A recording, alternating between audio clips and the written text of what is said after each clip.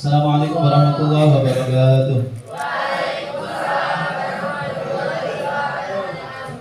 Bagaimana kabarnya anak-anak hari ini? Ya. Ada yang tidak masuk? Berapa anak? Sebelum kita mulai pembelajaran, saya absen dulu untuk memastikan kehadiran kalian pada jam mapel saya PAI hari ini tanggal berapa? Tanggal 10 Oktober hari Kamis tahun 2024. Ahmad Dimas Saputra, kemudian Adwa, ya, Aiza, kemudian Almira, sakit ya.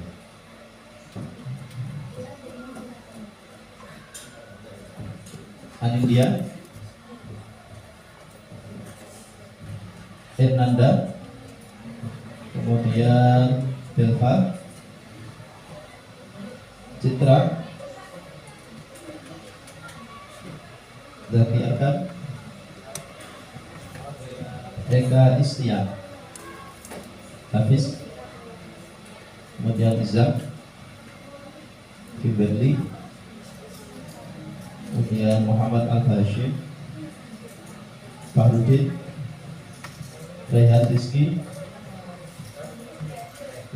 Aditya, kemudian Ma'rufah Muhammad Riyad, lanjut Faiz Fahrudin, Muhammad Reza, Muhammad Bayu Setiawan, Muhammad Nasyif, Yasri, siap sih, silakan lewat, bawa ikut, tenang di, aduh lewat dulu.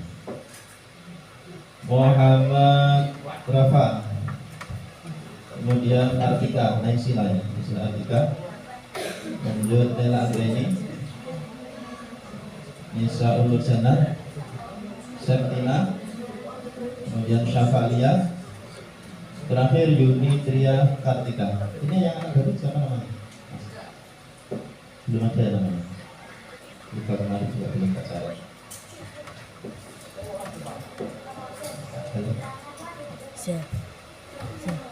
Citra, oh iya.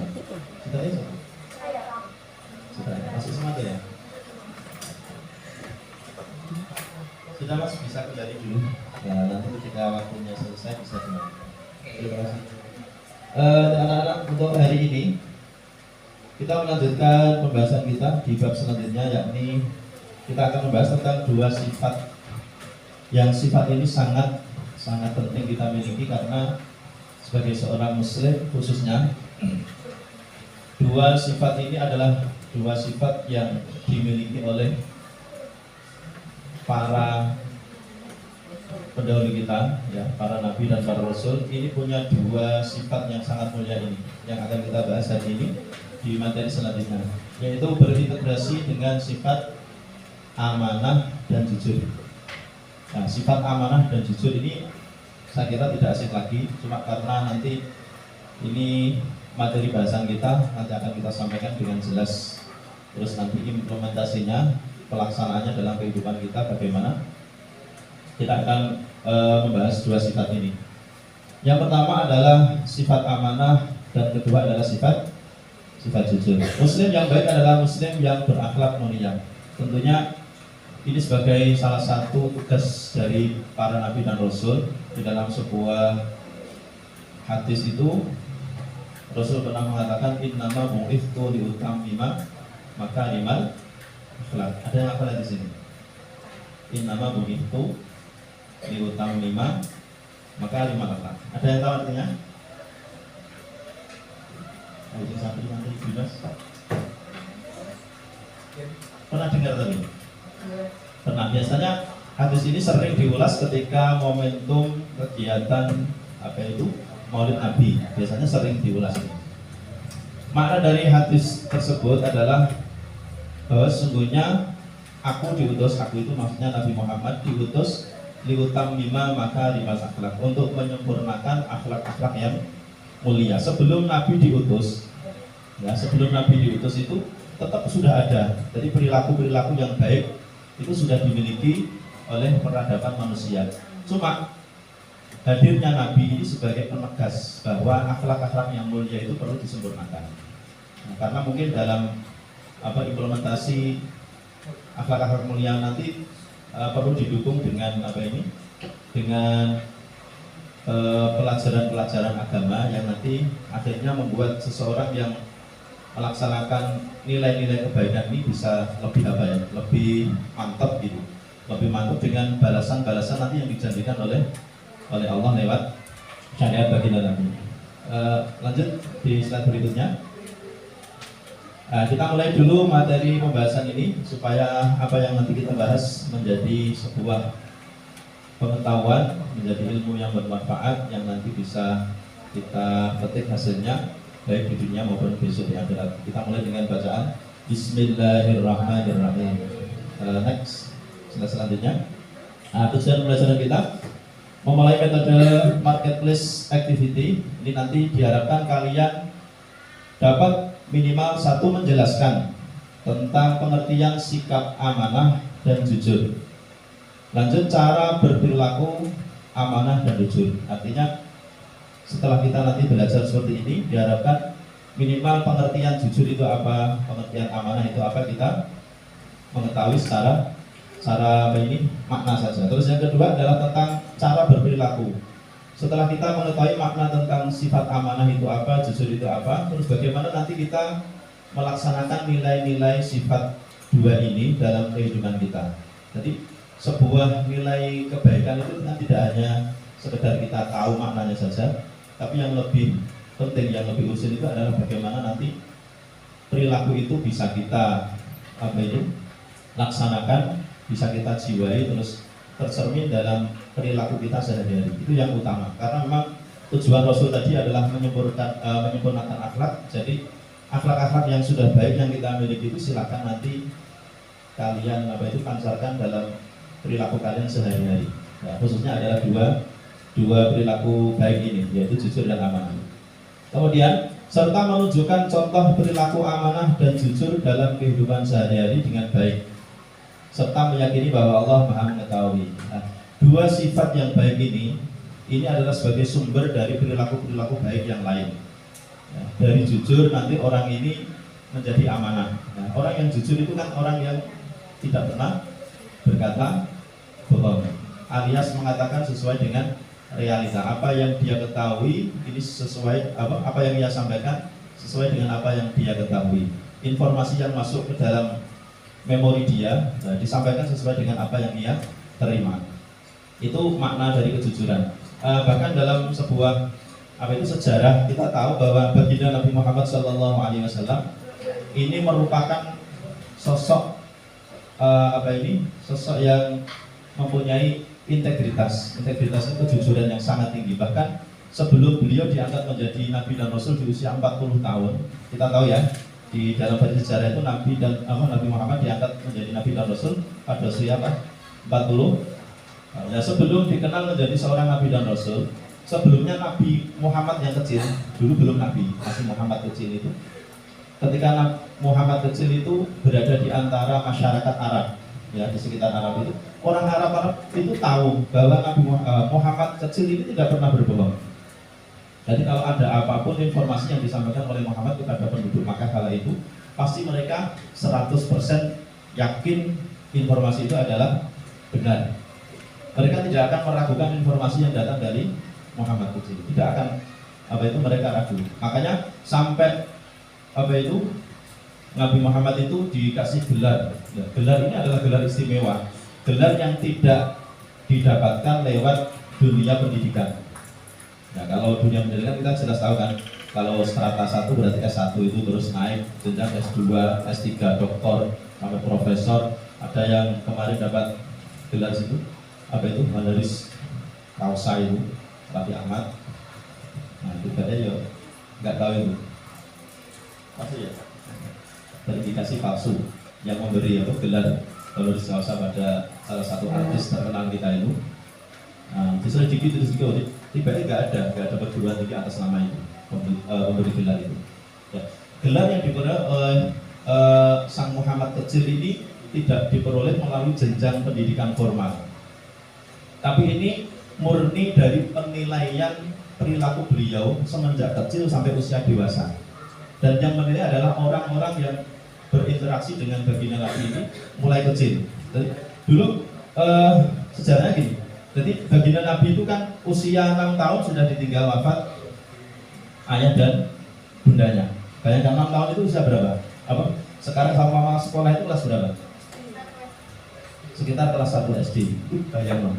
Misal kita sendiri tidak punya bapak ketika 2 bulan dalam kandungan, terus 6 tahun ditinggal wafat ibundanya, terus akhirnya ikut siapa? Kakek beliau. Usia berapa ditinggal kakeknya? 8 tahun. Berarti 8 tahun ketika anak ini sekitar usia 7 tahun kalau tidak salah. Apa? 7 kelas 7 ya. Kelas itu berapa? Belum ya? 8 tahun itu kelas berapa SD? Masih tanya. Sekecil itu ya. Baginda Nabi itu berarti kelas 3 sampai kelas 4 lah teman. Kelas 4 SD itu sudah nggak punya bapak, nggak punya ibu, nggak punya kakek. Bisa dibayangkan kalau posisi kita di posisi baginda Nabi dulu itu bagaimana? Betapa susahnya. Sehingga ketika usia 8 tahun itu, ketika setelah ditinggal wafat kakek beliau, terus diasuh oleh paman beliau, yaitu siapa namanya? Sejarah lagi. Ayah beliau siapa? Sayyid Abdullah. Terus ibundanya Sayyidah siapa? Aminah. Terus kakeknya siapa? Abdul Muttalib. Terus amandanya Abu jangan bingung ya. Kalau Abdul Muttalib itu kakeknya, Abu Thalib itu pamannya. Jadi Abdul Muttalib kakeknya baginda Nabi itu punya putra laki-laki itu jumlahnya 10. Itu belum yang perempuan. Yang perempuan kalau nggak salah sekitar 3 berapa. Jadi putra yang putranya yang laki-laki itu berapa? 10. Di antaranya adalah Sayyid Abdullah, itu yang paling tampan, paling kinasih. Kan biasanya orang tua itu punya anak yang paling dikasih pasti ada. Di antara misalnya 2 anak pasti kakak atau adiknya pasti ada yang lebih disayang. Dan itu normal. Manusia itu pasti seperti itu, membanding-bandingkan. Tapi besok kalau kita jadi orang tua, jangan sampai ketika kasih sayang kita itu beda pada salah satu anak kita, jangan sampai terlihat dalam perilakunya. Jadi seorang lebih sayang adiknya, tapi jangan kamu tampakkan terus adik disangoni 10.000 yang masih sampai akhirnya cemburu ketika dewasa nanti menjadi sebuah itu perilaku yang sangat-sangat apa ya, banyak loh sekarang, karena dulu diperlakukan tidak adil oleh orang tuanya, akhirnya ketika orang tuanya meninggal, menuntut yang seperti apa, pemberian orang tua itu akhirnya dituntut yang aneh-aneh. Ya, makanya orang tua itu harus bersikap adil walaupun ada salah satu anak yang merasa paling dikasihi. Nah, saya lanjut kisah tadi. Nah, ketika Nabi Muhammad ditinggal oleh kakek beliau, terus akhirnya diasuh oleh Pamandala. Nah, di tangan Pamandala ini Nabi Muhammad beranjak menjadi seorang remaja. Artinya di usia 12 tahun itu berarti kan sudah usia apa? Balik kan? Artinya sudah remaja. Ketika itu baginda Nabi itu sudah biasa kerja di apa itu? Di sekitar rumahnya ini sudah biasa. Di dalam sejarah itu Nabi itu pernah mengembala kambing. Ada yang jadi sampai misalnya tetangga kita itu ada yang punya apa itu? Punya aktivitas apa? Dan kita itu membantu mereka, diupah untuk apa? Ya minimal membantu, karena pamannya ini anaknya juga banyak. Jadi Abu Thalib itu juga punya anak banyak yang harus diurus. Nah, makanya Nabi Muhammad ini tidak mau menyusahkan pamannya, akhirnya secara mandiri Muhammad kecil itu sudah biasa bekerja, itu sudah biasa.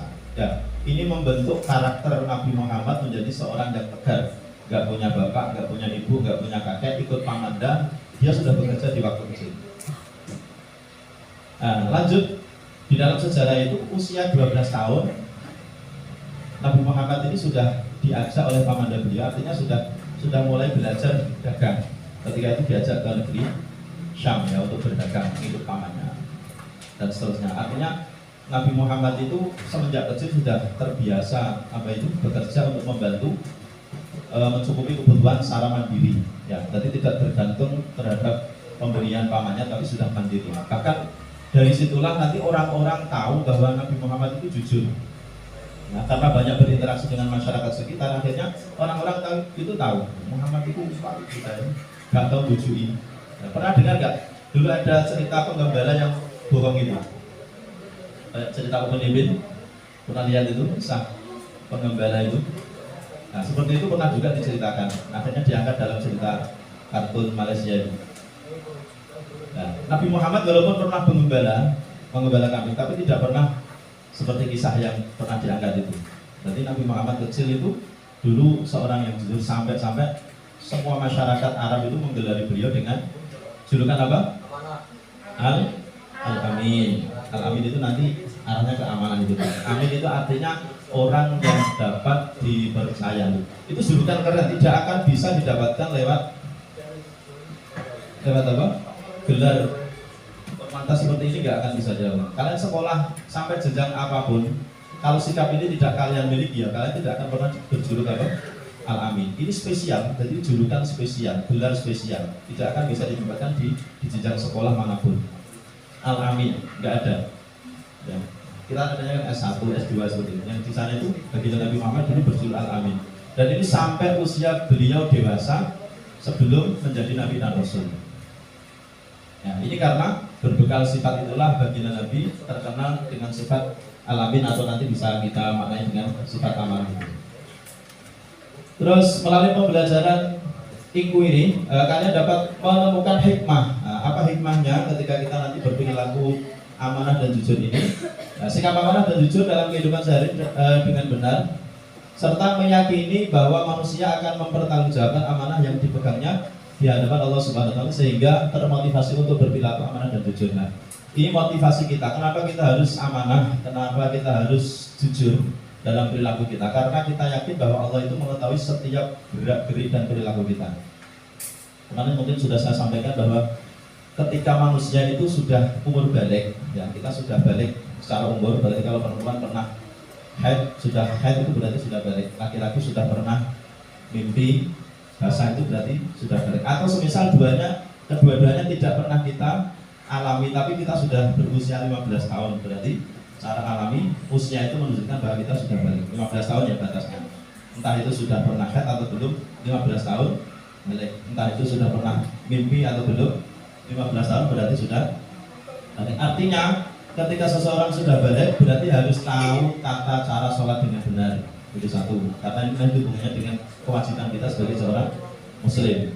Terus kedua, kewajiban-kewajiban seperti puasa ketika waktunya bulan puasa. Terus kemudian zakat ketika nanti kita sudah punya harta benda, ketika waktunya zakat mal, zakat fitrah. Termasuk kewajiban yang terakhir yaitu ketika punya kemampuan finansial mencukupi, uang kita ada, maka kita wajib melaksanakan ibadah haji. Itu bagi yang punya kemampuan di bidang finansial. Artinya balik inilah nanti yang menuntun kita menjadi seorang muslim yang sempurna. Makanya ketika usia sudah balik, kita harus mulai apa ya? Mulai berbenah. Mungkin dulunya sebelum balik, apa yang kita lakukan itu tidak ada risikonya. Ya. Jadi perlu diketahui, apa yang dilakukan anak-anak sebelum balik itu tidak ada risiko, alias tidak ada efek pahala. Kalau pahala ada, ya kebaikan itu tetap ada pahala. Cuma yang dapat tidak kita, orang tua. Ya, jadi misalnya sampean dulu ketika belum balik kok sudah sholat, ngaji, baca Quran, berbuat baik pada orang lain, misalnya sedekah atau senyum itu kan sedekah. Ya kita biasa senyum dengan sesama. Itu kalau sebelum balik, sedekah atau kebaikan yang kita lakukan itu adalah kebaikan bagi orang tua kita. Jadi nilai pahalanya yang dapat adalah orang tua, karena berkah orang tua kita dididik melakukan kebaikan itu. Nah, sampai nanti batas usia balik kita. Ketika seseorang sudah balik, berarti setiap perbuatan kita berisiko kembali kepada kita mandiri. Kebaikan yang kalian lakukan ini akan bernilai pahala yang nanti akan kalian peroleh.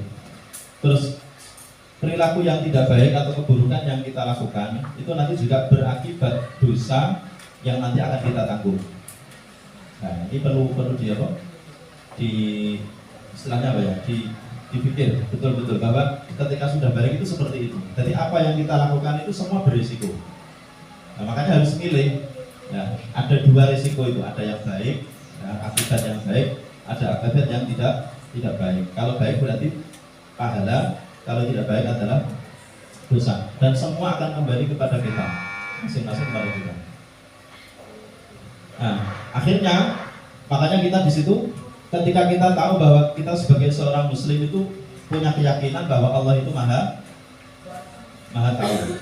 tahu tuh ya, dengan sifatnya apa? Al-alim. Al-alim itu maha mengetahui dengan segala kemampuan Allah.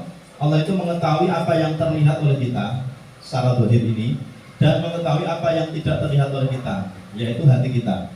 Nah, apa yang kalian lakukan, baik itu bisa dilihat seseorang atau kalian sembunyi-sembunyi, terang-terangan atau sembunyi-sembunyi, itu Allah semua tahu. Bahkan apa yang ada di dalam hati kita, sampai niat baik atau niat buruk di hati itu Allah tahu. Nah, itu sebegitu jelas perilaku kita itu dilihat oleh Allah Subhanahu wa taala. Maka motivasi kita adalah itu, supaya kita nanti bisa bersikap amanah dan jujur. Karena apa yang diketahui Allah berarti nanti sesuatu yang diketahui Allah itu semua akan dibalas oleh Allah. Makanya di dalam Quran itu surah Az-Zalzalah, "Faman ya'mal mithqala dzarratin khairan yarah." Kebaikan sekecil apapun yang kalian lakukan, kemarin sudah saya kasih contoh itu. Nah, itu akan dibalas oleh Allah. Kalau tidak kontan di dunia, pasti di akhirat. Ya, jadi jangan khawatir Allah itu nanti membohongi kita, jangan khawatir. Allah itu tidak mungkin bohong. Ya, Allah itu akan menepati janji. Innallaha la yukhliful mi'ad. Allah itu tidak akan mengingkari janji. Kalau janji Allah, janjinya kamu melakukan kebaikan akan dikasih pahala, pasti dikasih. Ya, kebaikan itu tidak harus dibalas di dunia.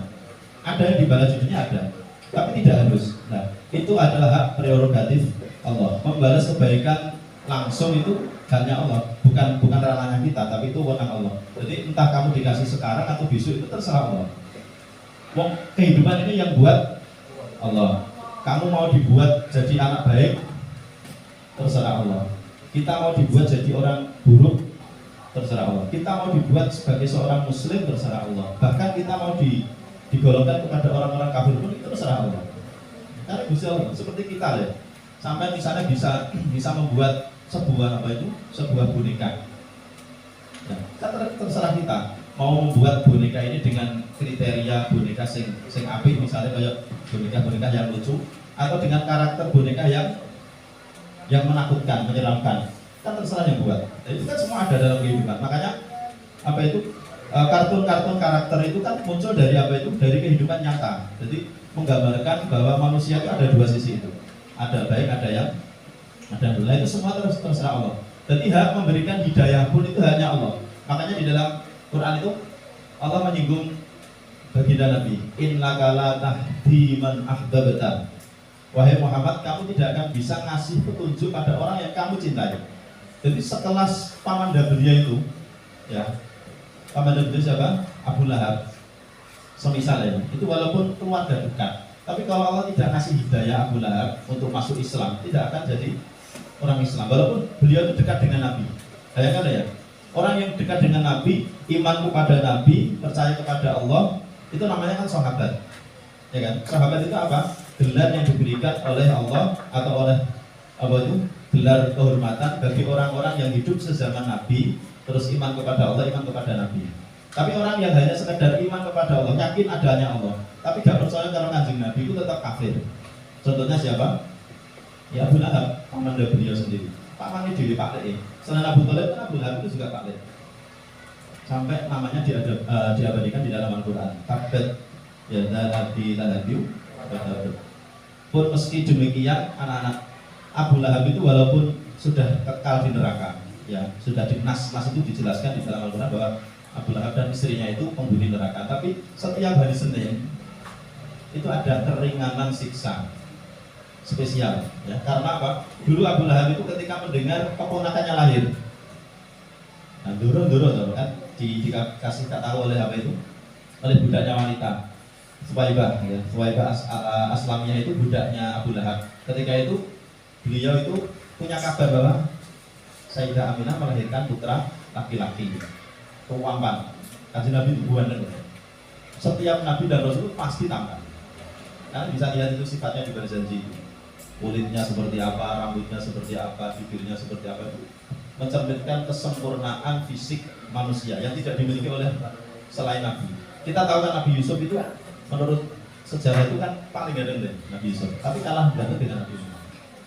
Kalau diumpamakan apa itu bola atau bulat, itu yang separuh bulat itu untuk baginda Nabi, yang sepertiga kecil itu untuk Nabi Yusuf, dan yang kayak ini untuk kita, itu awal-awal ini. Jadi awal ini Rahman ganteng, soalnya ganteng kalah karo sing gede. Sing wadon iki Rahman ayu, si ayu Sayyidah Fatimah itu. Jadi apa itu? Ketika keponakannya lahir, Muhammad lahir, tapi ketika itu kan belum ada nama. Maksudnya keponakanmu lahir, terus akhirnya sewenang, Abu Lahab itu sewenang sampai Suwaibah yang ngasih kabar tadi, terus untuk kegembiraan saya hari ini karena saya sudah apa itu dapat keponakan baru, kamu tak merdekakan. Suwaibah itu aslinya budak, terus saking senengnya Abu Lahab karena punya keponakan Muhammad yang baru itu sampai dimerdekakan. Nah, budak itu harganya mahal ya. Apalagi budak-budak istimewa, kepunyaan orang-orang kaya itu pasti harganya sangat mahal sampai dimerdekakan. Nah, karena itulah Abu Lahab pernah gembira sebentar ketika kelahiran Nabi. Itu setiap hari Senin itu diringankan siksanya. Soalnya disiksa leren, hari Senin bawa leren. Itu goro-goro seneng supaya apa? Kanjeng Nabi lahir. Kita sama setiap hari kok seneng Kanjeng Nabi, pasti kan lebih apa? Lebih dari itu pemberian dari Allah. Nah, awal Dewi itu senengi Kanjeng Nabi setiap saat. Apalagi wong seneng pas wayah lahir Kanjeng Nabi ya, kaya ngono. Ya. Diringankan satu hari, apalagi kita. Nah, makanya kecintaan kepada baginda Nabi itu perlu ditanamkan sejak dini. Jadi setiap apa itu perilaku Nabi itu silakan ditiru, termasuk ini dua sifat yang dimiliki oleh para Nabi dan Rasul. Lanjut di berikutnya, pembahasan dalam PowerPoint ini, satu tentang pengertian amanah dan jujur, dua tentang pentingnya amanah, tiga tentang macam-macam amanah, keempat menerapkan perilaku amanah dan jujur, dan yang terakhir adalah hikmah dari sikap amanah dan jujur bagi generasi muda. Itu ada skema ya, bahwa jujur itu ada 3 tingkatan: jujur dalam pikiran, terus jujur dalam perkataan, dan yang terakhir adalah jujur dalam perbuatan. Lanjut di slide berikutnya. Amanah, yuk kita amanah itu apa? Dapat saya. Kita lihat pengertiannya selanjutnya. Ini pengertian tentang sifat amanah. Amanah ini berasal dari bahasa Arab, yaitu amanatan, yang artinya adalah aman, ya. Aman, terus sentosa. Sedangkan menurut istilah, amanah ini adalah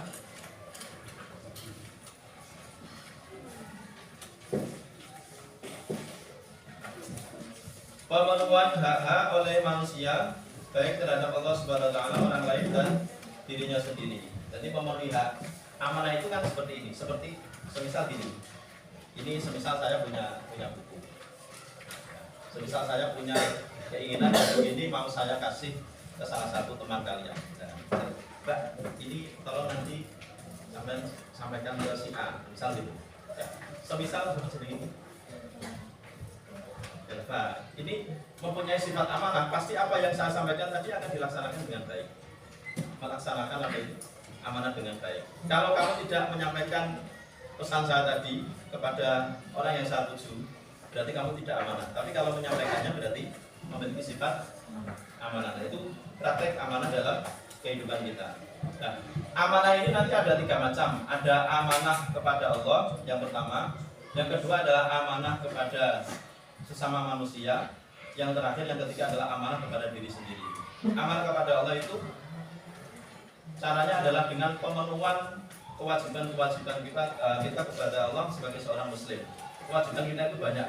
Tadi saya singgung, termasuk yang pokok adalah rukun Islam itu. ada sholat, ada zakat, puasa, haji, dan kewajiban-kewajiban yang lain yang mungkin tidak masuk kategori rukun Islam, tapi itu kewajiban. Seperti apa Pak contohnya? Berbuat baik pada sesama, itu juga kewajiban. Berbuat baik pada lingkungan, itu juga kewajiban. Karena merusak itu kebalikannya, itu adalah larangan agama. Termasuk berkata yang baik, berarti berkata yang tidak baik,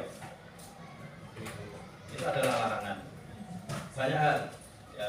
Nah, berbuat baik itu bisa apa saja, ya, bisa apa saja. Bahkan Nabi mengatakan bahwa tabasum atau senyum, ya, senyum yang diarahkan seseorang terhadap saudara Muslim itu adalah sedekah. Jadi kalau kita nggak punya uang, sedekah itu buah banget. Misalkan ngasem, uang ngasem,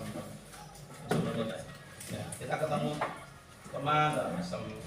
Nah, mungkin di beberapa daerah itu ada cara menggambarkan keakraban dengan seseorang itu mungkin dengan tidak hanya cukup dengan senyum tapi dengan bahasa. Nah, geng-gengan sam nom-nom yo sing ketoke miso-miso iki dadi bahasa gaul. Ya toh. Ya pernah dengar kan? Tapi dengan bahasa harusnya itu bahasa yang kotor, tapi ketika diucapkan dengan nada yang beda, terus dengan mimik yang beda, gestur yang beda, itu nanti orang lain yang menangkap pesan dari bahasa kita itu beda penerimaannya. Jadi kalau itu diucapkan dengan gaya yang beda, kita akan penerimaan akan beda. Mungkin secara makna bahasa itu sudah buruk, tapi ketika penyampaiannya dengan gestur yang beda, dengan mimik muka yang beda, terus intonasi yang beda, nah orang lain akan menganggapnya itu malah itu bahasa akrab. Nah, seperti bahasa misuh itu, nah menurut kategori bahasa kan bahasa yang buruk. Tapi ketika cangkuan biasanya biasa kan. Tapi kan tidak sampai merasa terhina atau merasa direndahkan, itu biasa. Nah itu ya. Itu amanah kepada Allah. Jadi pemenuhan kewajiban kita terhadap Allah itu adalah merupakan amanah. Karena apa? Kita hidup itu dikasih oleh Allah. Ya. Apa kita pernah pesan? Gusti kalau pengen murid nggak ada yang pesan. Sampai murid ya, mulai lahir itu nggak ada yang pesan. Pesan, misalnya saya ingin hidup 100 tahun itu nggak ada yang pesan. Misalnya kita itu berdoa, ya, makanya ada istilah ulang tahun. Itu tidak ada aslinya dalam syariat kita. Cuma kan ya itu budaya baik juga karena di dalam ulang tahun itu ada istilah permintaan doa atau harapan kebaikan supaya hidup kita lebih baik kan seperti itu ya. Yang nggak boleh itu budak-budaknya itu. Kalau cuma sedekah itu boleh bancaan terus potong kue, yang penting tidak untuk istilah budak-budak. Kalau di luar kan sudah beda. Ulang tahun itu kadang pelaksana sudah nilai-nilai kebaikan sudah jauh dari pelaksanaan kegiatan ulang tahun itu. Tapi kalau kita kan masih sekedar biasanya ulang tahun dibancai, ya ditironi seperti itu kalau di desa. Jadi itu tetap baik karena apa? Ada nilai-nilai kebaikan di sini. Jadi kita hidup itu dikasih oleh Allah. Ya. Terus di dalam kehidupan ini kita tidak hanya sekedar dikasih hidup, ya, tapi jaminan hidup kita juga dikasih. Kita itu setiap saat bisa bernafas dengan bebas tanpa menggunakan alat pernafasan. Itu kan sebuah karunia yang sangat besar. Coba bayangkan ketika Allah itu tidak ngasih kita pernafasan yang normal, jadi sesak nafas itu bagaimana? Sampai saya punya tetangga itu punya sesak nafas.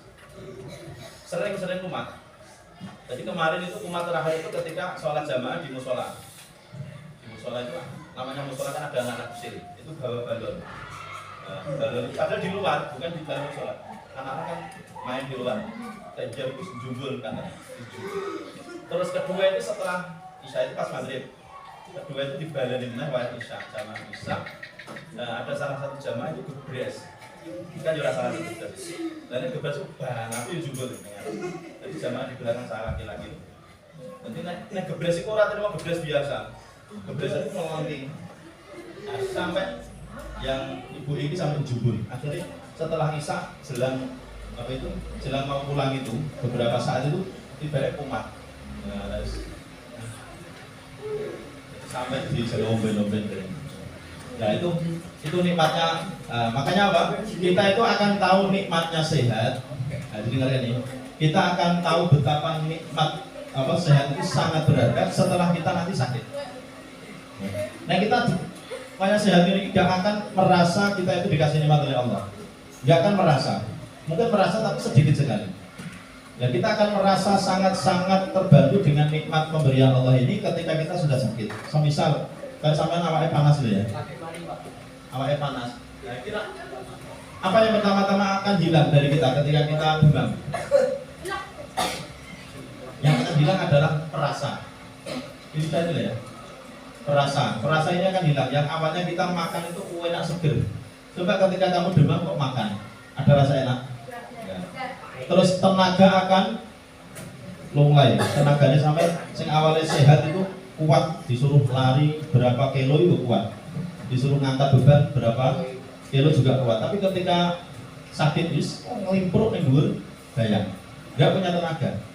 Terus apa itu? Ini muka kita akan pucat. Dan kalau kita lihat orang sakit itu, kalau sehat kan seperti ya cerah, membatalkan apa itu cerah, walaupun bucai rendah ya kayak cerah. Ya, bucai rendah yang malah sehat itu kayak cerah. Tapi nek tambah wonge ireng kok loro. Untung wis ireng loro pisan. Jadi nanti kecerahan di dalam istilahnya apa ya? Sumringah itu diambil oleh Allah. Jadi satu apa? Rasa tadi diambil dari lidah itu diambil. Terus kedua tenaga. Yang ketiga adalah apa? Kecerahan di wajah. Nah itu Allah memerintah 3 malaikat. Hei malaikat, kalau Allah menghendaki seorang sakit itu memerintah 3 malaikat. Satunya disuruh untuk mencabut tadi apa? Rasa yang enak di lidahnya. Terus yang kedua disuruh untuk mencabut tenaganya. Adanya dia itu lemas tak berdaya. Terus yang ketiga Allah memerintah untuk mengambil kecerahan di wajahnya, akhirnya dia akan pucat. Yang lambungnya pucat sampai kita tahu orang sakit itu seperti apa. Nah, ketika Allah menghendaki orang ini untuk pulih, ya, ketika orang ini dikehendaki Allah disembuhkan lagi, Allah akan mengembalikan. Satu lagi ya yang diambil dosanya. Sampai nek loro iku nek rido. Ketika kita dikasih sakit terus kita itu lega. Wis gak apa-apa. Sehat itu yo peparingi Gusti Allah, sakit itu juga pemberian Allah. Artinya kamu sabar, orang kok meso-meso kesandung terus meso. Nah, dari orang kok dosane yang diambil malah oleh dosa. Loro gak mari-mari terus akhirnya neng dukun neng opo wah ora mari sing sesuatu yang tidak diperbolehkan dalam agama terus dilakukan sing wis kok baru pasangan ngene-ngene. Nah, rumatan sing aneh. Nah, tapi kalau orangnya dikasih sakit terus sabar, itu dosanya diambil oleh Allah lewat malaikat. Jadi Allah mengutus 4 malaikat tadi. Nah, ketika orang ini dikasih kesembuhan oleh Allah, semuanya dikembalikan. Jadi yang awalnya perasaannya nggak enak, terus akhirnya kalau sudah sembuh, ya kembali normal lagi. Jadi mangan apa ya enak. Terus tenaganya pulih lagi. Terus yang ketiga adalah wajahnya berseri kembali. Yang satunya, nah, malaikat yang bagian nyabut dosanya tadi, ngambil dosanya itu mau membalikan dosanya. Terus kalau Gusti Allah dipenggal, tidak diperbolehkan. Hei malaikat, jangan kamu membalikan dosanya hambaku tadi. Saya malu. Dosa sudah saya ambil kok saya kembalikan, malu. Akhirnya dosa ini dibuang ke laut, jadilah buaya. Itu menurut sebuah versi seperti itu. Jadi ada bajul itu ya gambaran apa? Itu berarti dosa wong-wong itu jadi buaya itu. Tapi tidak buaya darat. Nah itu kepada Allah ya. Makanya kalau kita tahu bahwa setiap yang kita miliki ini kita tidak punya apa ya kepemilikan. Jadi opo sih untuk diwening Indonesia kok ya. Nah terus ini. Aslinya itu hanya sekedar apa pengakuan saja. Aslinya semua yang ada di dunia itu milik Allah. Diri kita ini milik Allah. Nah makanya sombong sekali ketika kita itu kepunyaan Allah, disuruh tunduk kepada Allah, disuruh beribadah kepada Allah, kita nggak mau. Betapa sombongnya kita. Nah, kita kan cuma disuruh sholat 5 waktu itu, tidak lebih. Kalau kamu mau nambah itu berarti sudah bonusan. Artinya sholat sunnah, qobliyah, ba'diyah atau sholat tahajud, duha itu sudah bonusan, berarti ketaatan kalian tambah. Ya minimal 5 waktu itu adalah sebagai bukti bahwa kita itu yakin bahwa yang ngasih kita segalanya ini adalah Allah, bahwa kita itu adalah milik Allah. Makanya ketika Allah mengambil kita, menyuruh kita seperti apa, kita harus tunduk dan patuh. Ketika kita membangkang, berarti menunjukkan bahwa kita itu sangat-sangat sombong. Gusti Allah kan yang miliki kita semua. Ketika kita disuruh cuma nyembah, segala hal dicukupi. mulai makan, mulai hidup, mulai nafas, mulai bisa melihat. Nah, seperti tadi saya gambarannya ya, sama satu saja nikmat itu diambil, kita itu sudah kelabakan. Coba gambaran satu saja, nikmatnya sama yang saya itu sama dicabut penglihatannya oleh Allah, itu kelabakan. Itu kelabakan ini. Jawabannya kok menurut ya? Sampai di bibir itu loh, kalau dikasih sariawan satu titik saja, itu sambat ya. Coba bayangkan. Makanya ketika manusia ini tidak menyadari posisi bahwa kita itu seorang hamba, makanya rugi banget. Kita itu sudah ditakdir sebagai seorang muslim itu untung sekali, untung sekali. Bisa saja kita itu lahir di komunitas orang-orang non-muslim kan bisa saja. Itu kuasa Allah. Nah, kalau kita itu sekarang kok berada di komunitas muslim, orang tua kita muslim dan seterusnya muslim itu karunia yang sangat-sangat luar biasa. Tidak bisa dibandingi oleh nikmat-nikmat yang lain. Makanya di antara nikmat-nikmat Allah yang sangat-sangat perlu kita syukuri adalah nikmat iman dan Islam, itu yang paling utama. Kedua adalah kesehatan. Jadi karena kesehatan itu adalah utama. Ketika manusia tidak sehat ya, kayak barang tidak berguna. Kalau tadi ngelimpuk malah nyusahkan wong liya. Kalau kita sakit itu siapa yang susah? Orang lain, bukan kita. Sampai sakit yang omah di rumah, makan juga putih. Coba dok, bakso itu toko orang belum tuku dulu. Artinya yang susah siapa? Orang yang di rumah sakit itu yang susah siapa? Bukan yang sakit, yang susah itu yang urus. Nunggu nih hari ini kok mulai nih, gue makanan balik nih, gue yang diceluk dokter munggah medun. Betul yang susah itu yang sehat yang menjaga. Makanya ketika kita sakit itu baru tahu bahwa nikmat Allah itu sangat luar biasa. Makanya ketaatan ini begini. Belum bisa mas? Bisa. Bisa. Nah, sebentar ya.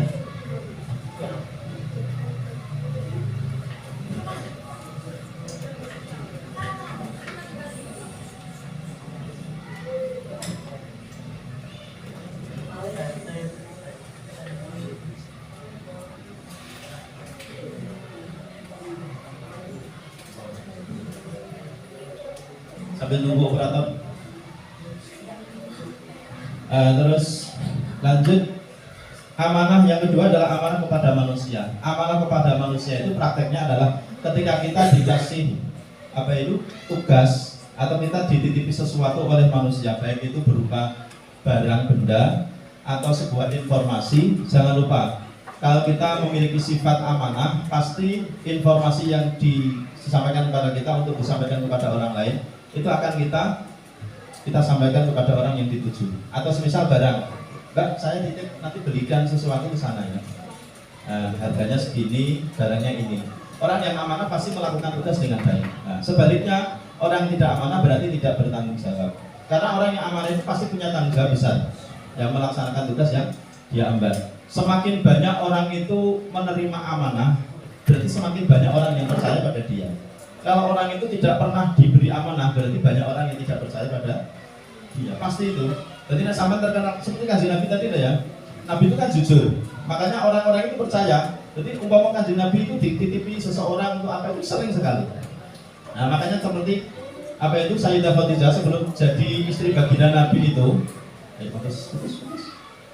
Sayyidah Khadijah sebelum jadi istrinya Nabi itu, kenapa kok sampai percaya pada Nabi? Nyerahkan dagangan yang istilahnya nominal nilainya itu sama sekarang itu bisa ratusan juta, bahkan lebih. Itu diserahkan saja. Ini tolong ya, nanti dibawa bersama ini Maisarah bukan perempuan ya, Maisarah itu laki-laki. Dibawa ke Syam, sampai baginda Nabi ketika itu mendapat laba atau keuntungan yang sangat banyak. Nah, karena membawa dagangannya Sayyidah Khadijah. Itu kenapa beliau dipercaya seperti itu? Karena jujur. Kalau orang nggak jujur nggak mungkin dikasih amanah. Misalnya ada salah satu dari anak ini nggak jujur, pasti nggak akan punya teman. Bisa jalan-jalan pun berhidupi mesti.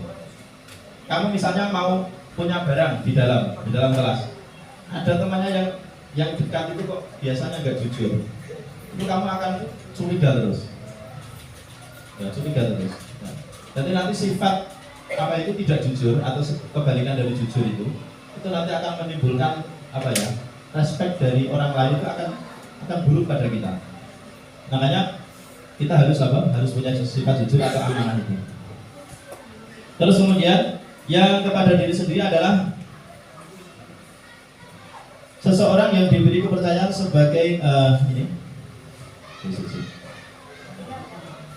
amanah kepada diri sendiri adalah tanggung jawab terhadap segala nikmat yang ada dalam diri manusia yang berguna bagi dirinya sendiri. Misalnya anggota tubuh, kesempatan, kesehatan, ilmu, harta, dan yang lain sebagainya. Nah, hampir sama dengan amanah terhadap Allah, karena secara hakiki manusia itu adalah, semua makhluk ini adalah miliknya Allah. Artinya amanah yang kepada diri sendiri ini nanti kembalinya juga kepada Allah. Terus kemudian sikap yang kedua adalah perilaku jujur ya. Jujur ini berarti tidak bohong. Jujur itu tadi ada 3 tingkatan tadi. Ada jujur dengan apa itu? Dengan hati, jujur dengan perkataan dan perbuatan. Nah, tiga tingkatan jujur ini harus dimiliki oleh setiap insan dalam kehidupannya. Nah, yang sekarang mahal, sekarang kita sulit untuk menemukan itu adalah orang yang sangat jujur. Kalau dalam perusahaan itu paling utama yang menjadi apa itu? Poin pertama, kalau ada karyawan baru itu pasti dipilih orang-orang yang jujur. Termasuk orang yang bagian keuangan itu dipilih pasti jujur. Nah, makanya orang sekarang itu takut sama merekrut apa ya? Misalnya orang punya perusahaan, saya punya perusahaan, terus mau merekrut karyawan. Itu kalau saya tidak tahu apa ya, profil diri seseorang yang mau melamar misalnya ke perusahaan saya, itu saya akan masih khawatir. Akhirnya kita harus apa itu mencari informasi sedetail-detailnya tentang orang-orang yang mau masuk menjadi karyawan kita, semisal seperti itu. Makanya jujur itu salah satu bekal yang sangat penting dalam kehidupan kita, baik di kehidupan keluarga kalian, sampai misalnya di rumah itu gak jujur, itu sebenarnya orang tua. Nah, misalnya ada uang orang tua kita ada yang hilang, entah itu kecil atau besar nilainya, seperti misalnya 10.000 di atas meja. Awalnya Bu E baru belanja, nah, ada kembalian 10.000 ditaruh di meja. Nah, terus tinggal ngomong bersih-bersih atau di dapur masak. Tiba-tiba mau dipakai dulu. Dulu 10.000 lebih. Nah, anaknya mau mati tak lele. Nah, dulu ibu 10.000 yang belum muncul nanti. Bu, naruh. Misalnya padahal dipakai untuk jajan. Nah, orang yang pernah berbohong satu kali, dia akan melakukan kebohongan seterusnya untuk menutupi kebohongan yang pertama. Ngarang-ngarang cerita ada ya. Aslinya yang ngambil dia, karena dia sudah istilahnya mengucapkan bohong di pertama. Gak tahu Bu, saya gak ngambil. Dan mosok toh, duit yang kono sing nang omah sampean dhewe. Wis apa sing mosok ibu dhewe. Lah akhirnya ngarang-ngarang kan dengan kata-kata yang bohong lagi, dia ngarang cerita ngelantur. Akhirnya yang dia katakan setelah kebohongan pertama itu adalah kebohongan yang lain. Nah, ini jangan sampai kita sebagai seorang pribadi muslim, walaupun kita masih kecil, memang tatanan nilai-nilai ini harus ditanamkan mulai sejak kita kecil. Kita akan sulit menerapkan nilai-nilai kebaikan itu ketika kita sudah dewasa. Namanya kan karakter, seperti kemarin Pak Heri. Pak Heri ngomong, ya saya juga sama. Nabani anak-anak kemarin, tak suruh baris itu berapa kali? Malah tak, barisnya di mana? Sampai gede-gede, cesak mematu sekolah di situ. Nah itu karena ada sikap yang karena apa? Apatis itu apa? Apatis itu abai dengan kebaikan, ya, abai dengan perilaku baik, abai dengan informasi kebaikan, sehingga menjadikan kita itu kebal dengan kebaikan. Kebal itu artinya bukan kok terus kita itu senang baik, tidak, malah kita dijauhkan.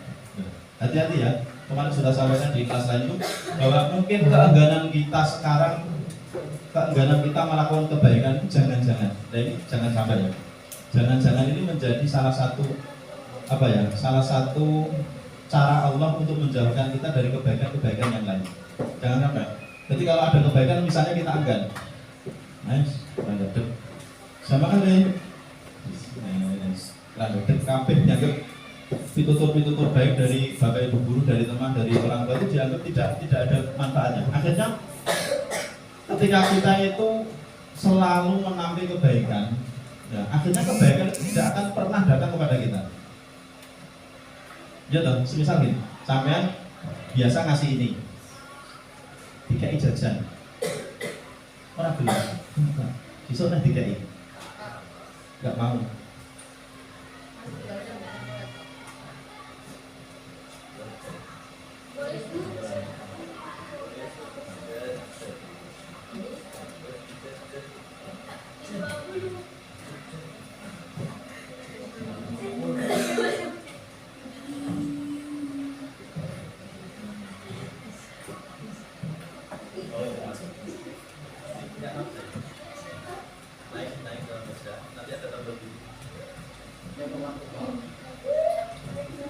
Sambil menunggu apa ini layarnya nanti siap, bahwa gini, jadi saya contohkan kembali kebaikan-kebaikan yang mungkin ada di sekitar kita, terus kita itu seakan-akan tidak butuh, menampik, gak mau, satu kali dikasih kebaikan gak mau, dua kali gak mau, sampai seterusnya gak mau, seakan-akan kita itu ingin hidup seperti model gaya yang kita inginkan. Nah, jadi saya itu istilahnya gue ya gue sendiri. Nah, istilahnya dengan model apa itu kehidupan saya sendiri, tidak mau niru-niru orang lain, tidak mau. Sakar diri itu aslinya tidak apa ya, tidak visioner orang-orang yang hidup seperti itu. Orang yang hidup visioner itu harus punya itbah, punya apa? Punya salah satu figur yang harus diikuti, harus ada. Kalau kamu tidak ada figur yang diikuti, terus hidup kamu tidak akan pernah baik, tidak akan pernah baik. Karena apa? Di sekitar itu ada orang-orang baik yang bisa kita contoh. Kembali ya, jadi semisal Bilva ini ngasih ikan, nah itu loh jajan, nggak mau dia, satu kali, terus selang satu hari lagi dikasih, nggak mau, terus nasi sok nah, sampai ini bersabar, Bilva ini sabar, bisa kasih lagi, gue menolak besok mau, terus akhirnya 5 kali, gergetur kan, yang ngasih, gergetur kan, nah, akhirnya yang harusnya dia itu menerima baik-baik setiap hari. Terus hari kelima dia sudah nggak mau ngasih. Dan setelah dia apa? Aku nggak ikain lagi. Kasar, corong. Ya, jangan-jangan dalam kehidupan kita itu kita sulit untuk baik itu karena awalnya kita nolak baik. Ya, nolak kebaikan berulang-ulang. Dikasih Gusti Allah cepat noh. Itulah baik. Mau itu barang apa? Menghindar. Abai seperti itu. Ya, mengabaikan kebaikan. Akhirnya kebaikan sendiri itu bisa akan mundur alon-alon. Akhirnya nyari yang lain, potensi orang lain yang bisa dikasih kebaikan.